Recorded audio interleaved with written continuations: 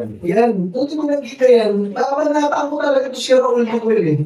Mukha ko pa si Raul Manuel dyan na, may alam ka pala, bakit hindi mo lang sinasabi? Ganun. Yung Kabataan Party List po ay 15 years na sa Kongreso. Kahit iharap po dito na naman sa akin si Raul Manuel dito sa pag-design forum na to, napatuloy pa tayo sa debate yan. Ang inilalagay nila ano? Ang inilalagay nila sa salya nila? Ano yung sa kanila? Kung sa NSX ang taon, 78,000. Ang sweldo ng isang congressman, almost 300. Time spent months, 3 million. 3 million, may 2 months pa, so may bonus pa, may mga 3 point. Ang sweldo ng isang congressman, mga 3.6 million kada taon. Ang nilalagay nila sa nila, 74,000, 78,000, para magmukhang mahirap sila. Masabi ko, dati ang miyembro ng bayan muna at mga Kabataan Party List. Parang niloloko namin na lang na mga kinatawa natin sa mga bayan. Pupuntas natin rally. Tapos sasabihin, wala silang sasakyan, wala silang... Walang presyo na isang cellphone na tatak ngayon sa Kongreso. Yun na yung yun yung network po isang Congresswoman yun. 74,000 sa isang taon. Kumukuha yung 3 kongresista na yan. Ng 3.6 million kada taon. Hindi makasama yung pondo ng opisina. Kaya kapag sinasabi sa inyo, mga nasa araw na nag-rally, pagunta, mga kasama, na aktivista, yun lalo na yung mga nasa bundok, na talaga mas mahirap ang buhay. Niloloko tayo ng sarili natin mga kinatawan sa Kabataan Party List at sa mga bayan. Hindi kaya mahirap ang buhay nila. Ang kanilang mga anak, pinapalilang nila sa abroad para mag-aral. Para kayo, kabataan Pilipino na sumasama sa rally nila, naniniwala kayo sa 54,000 na may salary ng kanyang ninyo. Pinapapakalang may ngayon, hindi na sila kasunod na dito to yung mga salary na yun eh. Sinasabi ba nila sa inyo na malaking fondo ang isang kongresista? Hindi. Sabihin ko sa inyo kung magkano fondo ng isang kongresista. Sabihin ko sa inyo kung hindi kami nag-proclamation. Wow. Yung mga mga sa editor ng Pilipino Aero newspaper, si Susan Humphrey, sinabi na nasa dito sa Pandesal Forum, pag dinala kayo, sasabihin kayo ang mga expose about what's happening daw sa Comelec. Ready ba kayo magsabi na ganyan pag may nangyari daw sa kaso dyan? Masabi ko sa inyo, hindi kasi ako nakikot ng lusartan mo ngayon. Masabi ko sa inyo, kayo na kapatidya, baka naman nababalitaan nyo kung gaano kadami ang kurakot at mandarunong sa gobyerno.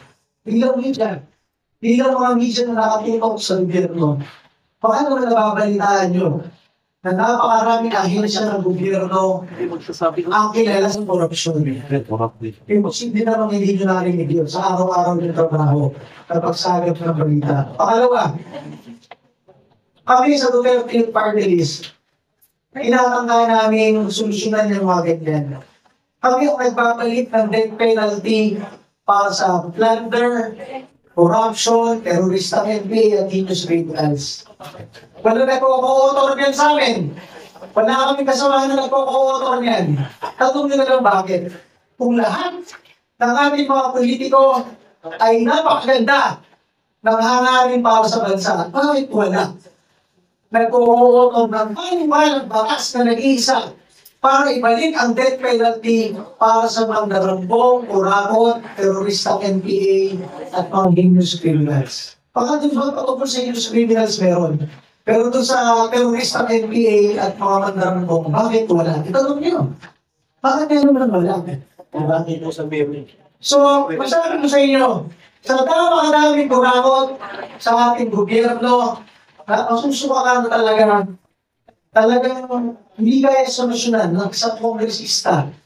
Hindi kaya solusyonan ng tao sa sobrang laganap. Kailangan ng pagtutulungan ng lahat ng Pilipino. Kasi ikakamatay namin. Pag sinabi namin sa inyo, yung mga nababalitaan namin mga pangyayari sa loob ng gobyerno.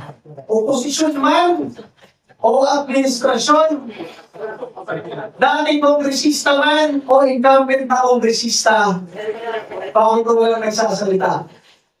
Diba? Kasi yung mga dati, nag-aantay lang sila pumubo para sila naman. Hindi kami kailan sa Duterte yung party list. Hindi kami nakikialam na sa mga pundohan, sa gobyerno. Yung sinasabi ko, pahay sa amin, pare, sa sobrang daming vote buyer, hindi kami nagbigay kahit piso. Ako kami ang nagpapalik ng death penalty para sa mga mandarang vote sa gobyerno. Sana doon pa lang, makita ninyo na dapat kami maupo sa Kongreso. Dahil kung ayaw nyo ng korupsyon, at ayaw nyo ma-recruit ang inyong mga anak, kapatid, apo, sa hanay ng NPA, Duterte yung party list lang po lumalaban sa Kongreso para sa mga ganyan at bukasilan ninyo. Last question, ito na. May nagtanong na dito, maraming nagtanong dito, Sherman Cardena, attorney, attorney for the, ang tanong dito, ano reaction daw ninyo sa interview ni Lino si Pangulong Bongbong Marcos na willing na daw siya makipag-reconcile sa mga kaaway niya.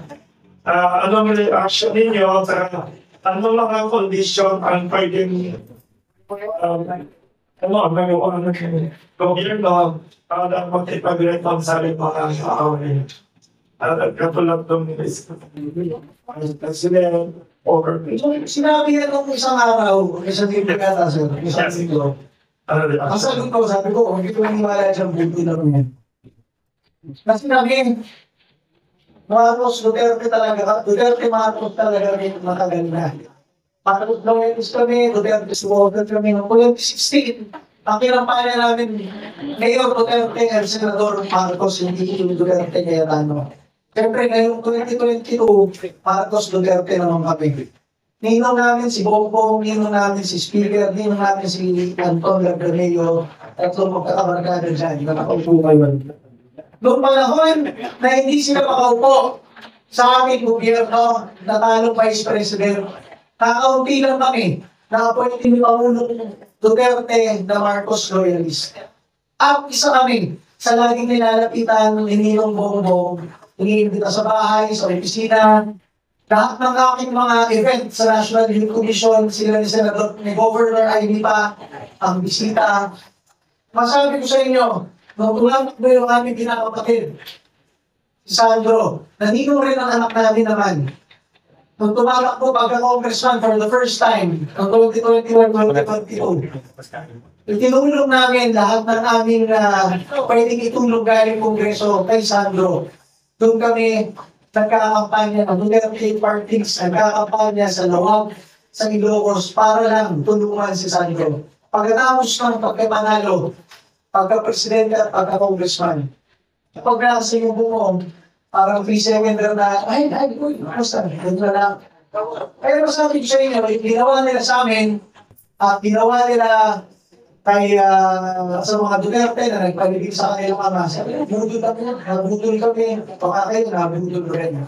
Pero masabi ko sa inyo, kahit na ganyan yung sabi ko last week, na gusto ng reconciliation, sabi ko, budol. Pero nung nanawagan si Limang Bong, nung sa araw, mahamid lang, na mag-resign lahat ng cabinet secretaries at cabinet level, heads of agencies. Baka baguhin mo ng konti yung sabihin mong buda. Kung totoo yun, kung sincere yun, baka may konting liwanag. Dahil baka pag siya nasasakal na sa hirap sa dami na nakapalibot sa kanya na moral at namumulitira, baka ayaw na rin na lang. Kaya nga sabi ko, kung totoo yan, Chairman George, maniwala ka naman sa nag-appoint sa'yo na nananawagan na lahat ng heads of agencies magbasa ng courtesy resignation. Courtesy resignation na nga lang eh. Hindi naman irrevocable eh. Baka kasi natatakot ka na i-accept agad yung sa'yo dahil ikaw ang huli na head of agency na ng politika at ginalit yung mga botante bago nanawagan ang inyong boss, Pangulong Bongbong Marcos na mag-resign kayo lahat. Ay, pagpapagdito na yung BS party list na nawala na yung disqualification. Kahit konting pag-asa ka kayo na sana mangyari sa kanya yan. Ngayon. Hindi, Pausap doon na si Siya lang. Venus lagi, yung mga dispatch, hindi ko siya kinakabahan eh. Sabi ko, baka di sila mahilang sa amin para kami talaga yung tunay na target dyan eh. Pero congratulations, itong games, makatawag po na sila. Customer din ako. Ay, sino yung kaong nagsabi self-serving? Oh, kabataan. Raul Domingo. Si Raulo. Ano sa akin sa Painggang? Maybe that we sa akin na, no? German, no? Kaya pala dito kami ng under-argue ko si Saray lang. Anyway. So instead of Warcraft, so yes, we will ask them to closing statement. Thank you for a very engaging. Sabi ng mga media, dapat kayo part 3 para pagkatalo na kayo.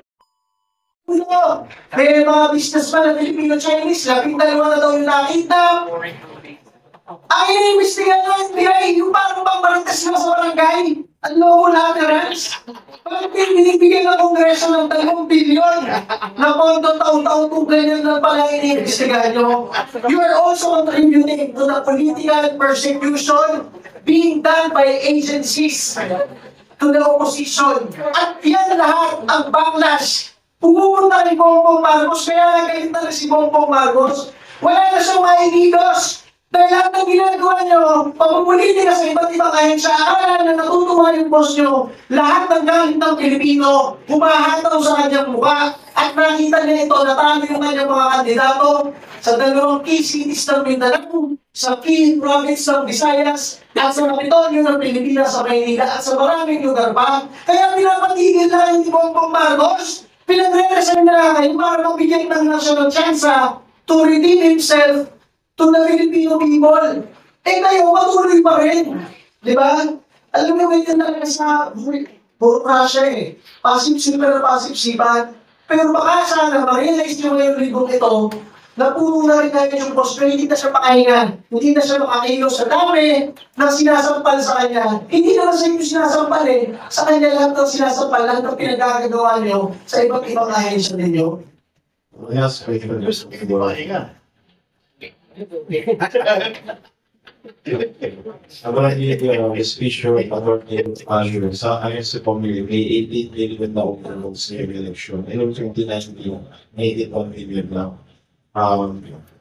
May plano po ko ng follow faster para especially kung 18 million sibling mas disenfranchised.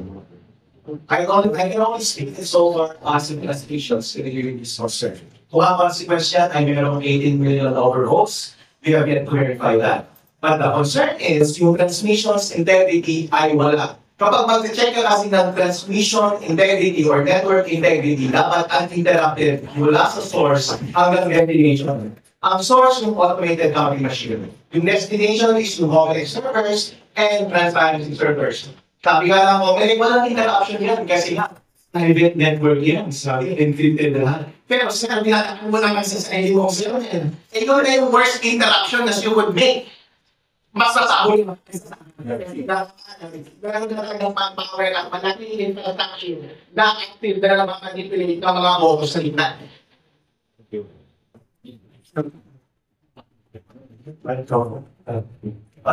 Ano pa kaya mo last Those may mga from Belarus. Sir, kaya certain mo yung sir, yung ano po ba, kasi parang yung site po natin lagi yung process yung sa yung sa way of reading to the toilets. Pero meron na po tayong sagot doon sa lack of publication po ng WPO po 2019. Alam mo, wala yun eh.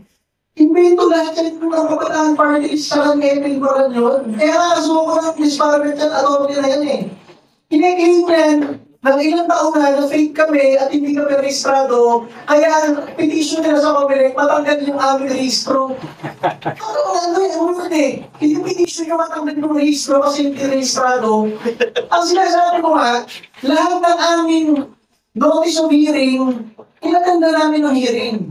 Lahat ng order to publish, pinpublish namin. Hindi naman bubo yung mga taga-Comelec, yung Comelec.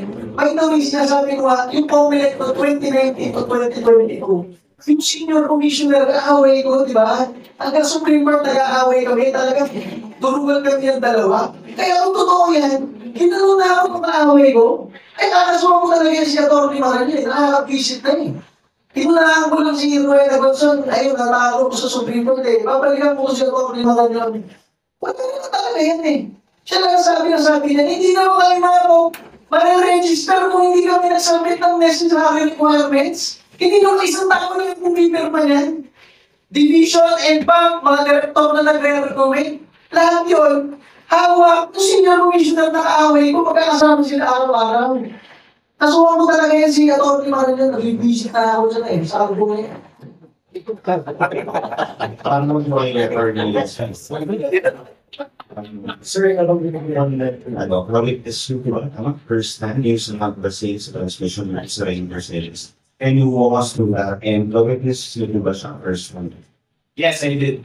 Pero nag-attend ako ng canvassing ng votes noong gabi ng election day sa aming bayan. Meron board of canvassers na tundis ko ng bayan, pag-isipan ako doon. Nakikita ko yung live na pumapasok mula sa mga automated counting machines mula sa mga remote barangay na pumapasok doon sa server ng Municipal Board of Canvassers sa aming bayan. Pero pagdating sa uli, I think past 12 na yun, hindi pa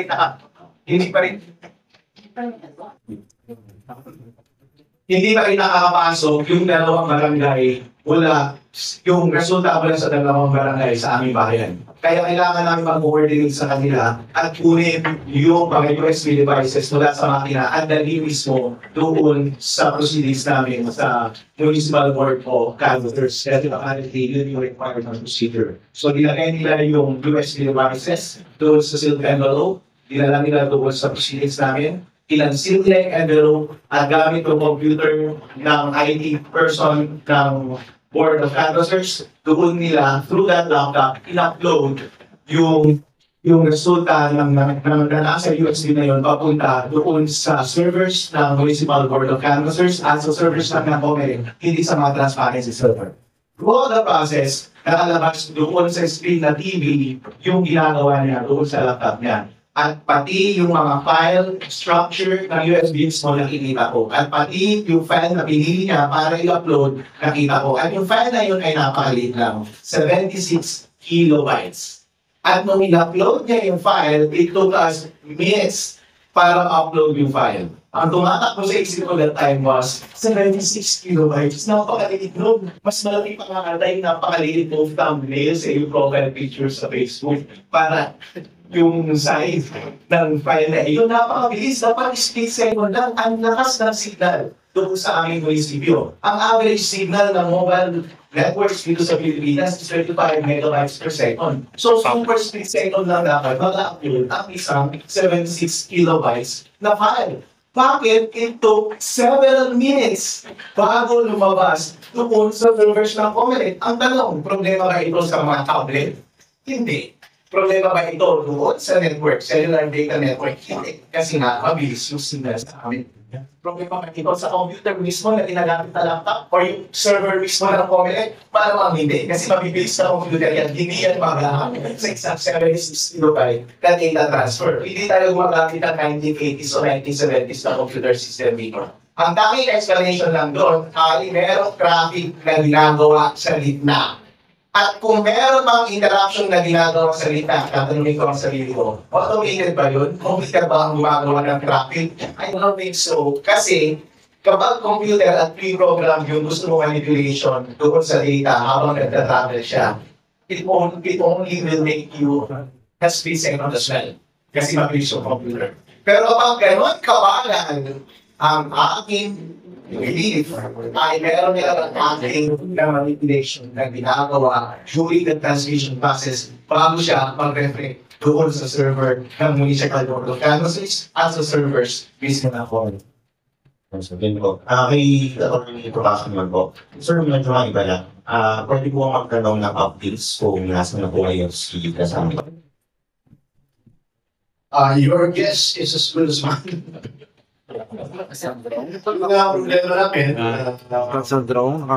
we want to consult her in certain things, but we have not been able to get in touch with her. Kaya rin po siya, sir, ulitin yung concept. matagal na eh. And alam niyo, yung sasabihin naman ng iba, ba't ganito, ba't gano'n, you know, I will not blame anyone. Other is government, members, na tumapos bansa o mawala. Kasi talagang grabe ang persecution. Alam niyo yung NBI, ano lang nangihilig ako galing ng NBI. Maybe long before anything reform. It used to be no offense sa mga kapunsa, the NBI used to be considered near law enforcement agents in the country. Pero di kaya ng police meron yung mga CPR, mga kaya nila yung environment. Pero lang yung grabe talaga kung paano na-recognize. Yung head, si Director Santiago, who was a former judge, should have known better than to order arrests of people ng walang warang. Grabe talaga. Hindi imagine. People will turn lang inconceivable. Lawyers like us. Na mas na muna tampukin. Yung si Cassandra Leong, si Sheila Buo, dadamputin mo. Ito na nakakatawa eh. Dinamput daw because they were committing a crime. Nonetheless, 2 days after dinamput, saan pa na-find ng complaint affidavit sa prosecution for commission of a crime. Ibig sabihin, hindi nila. At paano magiging nila after committing a crime? Nakita lang ng NBI o nag-inig sa airport. Oh, how can they commit a crime in the presence of officers? How can they have personal knowledge that they were committing a crime? Yun lang ang exceptions of warrantless arrest. At inamin ng agent, wala silang nakita pero it's a matter of court record on the road na magagamit natin for filing the corresponding cases against those responsible. Tinatanong ako alam ni Secretary Mulle, Stephen Flowers. Kaya ano po may action nila lang doon sa sinabi po ng DOJ na even right na letter seeking nila cancellation of export of former spouse kanila. Problematic po yan eh. Kasi there are only 3 grounds for canceling a passport if been convicted of a crime. The passport was secured under fraudulent circumstances. May mga grounds here. And we do not just do that. We have to go through the process because you are dealing with the right problem. And of course, under this government where violation of the Constitution, statutes and base law is the new normal, and we expect that. Kaya lang, good luck sa nila na pulis yun. Harry Roque sa Pilipinas. Alam mo, lagi ko nakakalaban si Harry. I don't really like the guy. I don't even like his haircuts. Pero, nakakaawa sila kung gago lang eh. You don't do that to a lawyer who's just doing his job. In the whole church kaya, trafficking, qualified trafficking, bakit ilalagay mo conspiracy? Alam mo abukado sa ginagawa ng client niya, even granting, assuming for the sake of argument, na meron na trafficking ng nangyayaan doon. Abogado kayo, you represent mo si Cassandra Leong. Anong ginawa niya? What was the nature of the representation? Pumunta siya sa proper government agency to offer to pay him arrears. Kasi nag-spalto, di ba? Si Dennis, tulad yung nag-spalto. Basta nag-spalto, hindi nagpapayan. Yun ang extent ng kanyang participation. Gagawin mong qualified human trafficking kung hindi mo pinag-person. Grabe. Follow it on what they are doing now. Ha? Dahil na naman nakakita ng ganito. Kaya kasi kasabi ko, nakakahinayang, ito binigyan ka talaga dito, sabi ko na, ito may fake pa. Tignan naman ko ng Marcos. Kasi, ano yung science, bigyan mo yung nilupo na nausap mo. He was handed a billion in one opportunity to redeem the family name. 40 years, inalikusta, inupasala ng mga nilawan, Marcos diktador, Marcos magnanakaw. Binigyan ka ng opportunity. Who's given that opportunity? Very few people. Anong ginawa mo? Sinira mo. 40 years lang yung pinagtatanggol na hindi tama yung sinasabi ng mga nilawan. Yung masasabi nila, nabudol kami. Talagang it was painful kasi 40 years lang yung pinagtatanggol only to see this guy show the country that probably the yellows were right. Diba? Pero that's a personal viewpoint. Huwag na natin isahin yun. Pagkatapos, yung mga sinasabi namin noon na sumira sa bansa, yun ang mga kaalyado niya, mga MPA, mga dilawan. Diba? King Boy, ano ginawa niya? Kaya ba naman namin siya ni Marcos President? Important po ang action of the teacher man ng po. Sir, nabanggit naman may allegations na may mga maanumali sa Congress. Sir, ano po yung nag-hold up po sa inyo na airplane po ito sa mga sa public? Wala, tanongin ko muna sa advocado ko kung invento lang kaya ng ilan, here's the Hindi mo na, baka makalayo tayo. So, yung mga bagay ba? Pero kung as a former government official, as a former head of agency, lagi mo naririnig, di ba? Kaya tuwing pumunta ka doon, naririnig mo na yung sistema. Totoo, di ba? So, tanong ko muna sa abogado ko kasi baka pag nabanggit ko, di ba nagpapagawa din, here's the iba lang o something, di ba? Pero sir, yung claim mo na yun, you can personally back it out po. Oo, naririnig ko, kinikwento sa akin at kung ano. Hindi ko lang alam kung kapag pinresent, Ito sa mismo nagsabi, sabi mo, si Garcia. Hindi na i-hearsay yun. wala akong sinabi. Pero next question po, may share namin po. May post po kasi online, so to clarify po, ano ba ang relationship na sir kay first mom ni Congresswoman Gracie Cardel? Sister ko yan. Dalawa sa namin ni sister naman. Person na sister, hindi po sister naman. Dalawa sa sister ko. Ito lang na hindi ko kasi sa ako na hindi kasi ang bago na ito may family sa may ako na kasama na pero dalawa na rin. So, hindi ko ito ano nagkaroon ng possible misrepresentation and legal change of Wala. So, Sino naman nagsabi nun? may post po kasi online sir from Tono Cruz kasi na sa certificate of honesty at sa magkaroon pa ng legal change of surname ni Bogus Woman Ager. Mas dapat siya, hinihain niya pa tayo hain nila parang ginawa namin kay Congresswoman Ibra. Almost Congresswoman Wanzon. Huwag na lang i-post dyan, hindi hukuman yan Facebook. Pero isa ba Sir, about this issue, i-mention na doon sa process, may delay at ang yung suspension nyo, may manipulation na nangyayari. So, sino kaya ang natinabang doon sa manipulation na yun?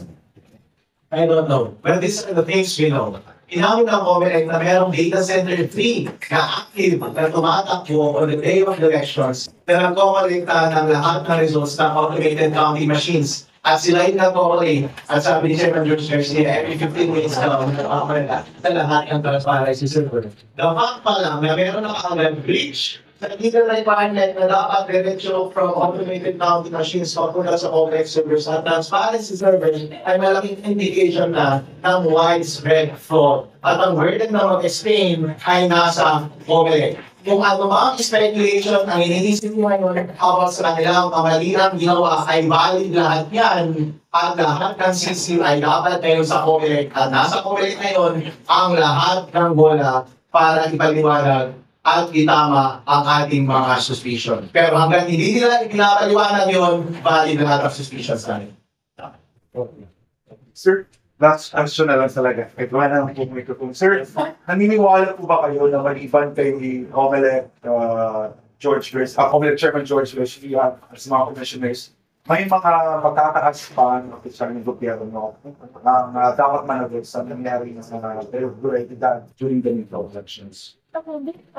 Sa akin, oo naman. Siyempre kung kasi yung sa case namin, hindi ko may gusto na. Di ba? Ay, yung ibang katabi namin na party list o yung ibang natalong party list doon sa dulo, puso yan sa COMELEC eh. So, yun na sinabi sa akin ng intelligence officer na hapon, gusto kami ma-disqualify para pag na-disqualify kami, 3 seats yun. Isa doon sa mga kasama, Gabriela, sa baba. Tapos di ko alam, sinasabi si George na pwede hindi rin doon sa baba manggaling yung Yung tatay tayo, pwede doon sa taas eh. Sabi ko, pero po pala doon sa taas na mga gusto ko maragdagan yung seats. Eh sabi ni Spirit Church eh, hindi lang doon sa baba, pwede doon sa taas eh. So, masasabi ko sa inyo, Magkano? ay, hindi na lang Nasa lang. Itong sabi ng kabataan daw, yung ano nyo daw, sa commission election, self-serving daw. Bakit hindi nyo pa sinabi noon na may ganyang kalakaran sa